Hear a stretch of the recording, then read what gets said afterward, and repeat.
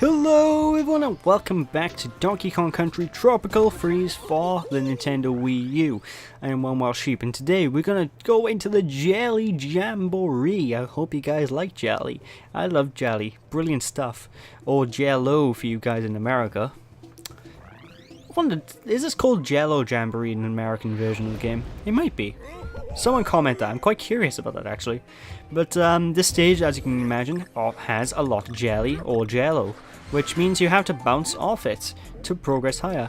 Kinda acts like a standard trampoline, so if you push the jump button as you're jumping on the jello, you'll go higher. And basically if you jump high when you're on in the middle of if you're in the middle of a jello or next to a jello that has an item inside, the jello will actually pop an item out. Which means you can actually use it to get like this heart by here just by jumping higher. I think it's quite a unique little mechanic here. It took me a little while to actually figure it out. Jello, if I jump high, bombs and stuff like pop out. That's no good. But anyway, blue jello also act like switches which will pop out these red jellos. And green jellos will also count as like a super jump. So basically you need to learn on what each of the jello types do. For example, the blue one by here switches between high and low red jello, and the green ones basically shoot really freaking high. So if you jump on the green one, you can go like stupidly. You can make Mario jealous for that stuff. That's how high you can go, son. Well, not so much really Mario, because I think Mario doesn't really care for the springs, because the springs in the Mario games, I've always found them finicky. Like, the spring in Mario Bros. 1 that you meant to jump off, for the life of me, I can't use it. I really can't. But anyway, as you can see, there's a penguin in the background booping the blue switch. Basically, time your jump so you can jump on the red jello as it flips around, otherwise you might have a bit of issue here. And for the most part, the stage isn't really all that tricky. It's just a standard little platforming venture. Although I do like the way the jelly animates. It's really actually quite good. Actually got a craving for jelly now thanks to this level. I might make some in a bit. Then later tonight I'm having some jelly. That's if I have any in the house anyway. But that aside, most of the stage isn't that big a deal. It's not that long a level. In fact, in this part we're only really doing 2 levels as opposed to the usual 3 we tackle. And it's not because the levels are too long, but it's because I want to keep the boss level and the secret levels its own part. So next part will actually be the end of this world. Which means we'll be moving on to the final world of the game, believe it or not folks. We are almost there. You can taste the victory, I guess. Well, not really, but you know. Just kind of move on and progress further.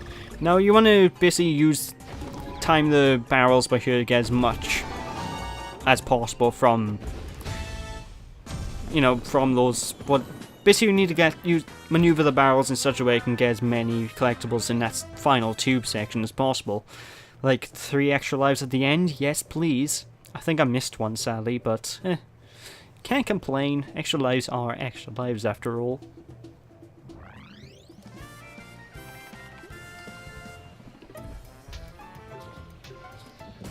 But now it's time for World 5-6 Frosty Fruits. What's this? An ice level in a game called Freeze? Yes, that's right. The game finally has an ice level. I mean, it's been how many parts? 15 parts now, and only now again the ice level, even though the entire game is ice themed. What? Okay there. But as you can imagine, the final world is actually an ice world, which might make some people upset because ice levels in these games are really usually quite difficult because of the ice physics. I think this is like one of the few games that's actually done ice physics right, in that you actually have to use the ice physics as a part of the platforming. You need to use the physics as a tool, and normally ice physics is just that as an obstacle, not a tool. So I think this game really did a good job with that, because normally ice levels, ugh, I don't like them. This game, yes, ice levels. Retro Studios, you truly are like the new Rareware. Now you just need to bring out the same game output as Rareware, and Bob's your uncle. But anyway, for those bouncy plants, basically you need to break the ice around them and they will bounce you further. And that's basically the major gimmick of this level. There's a lot of ice cubes you need to break just by smashing on them. And of course, lollipops in the background. I could do with a lollipop as well. This entire part is making me hungry, damn it. But lots of lollipops, lots of ice-related things you need to grab onto. Well, this vine isn't ice-related, but the lollipop the vine causes the spawn is. So basically, time the jump right, so you don't get killed by the drills.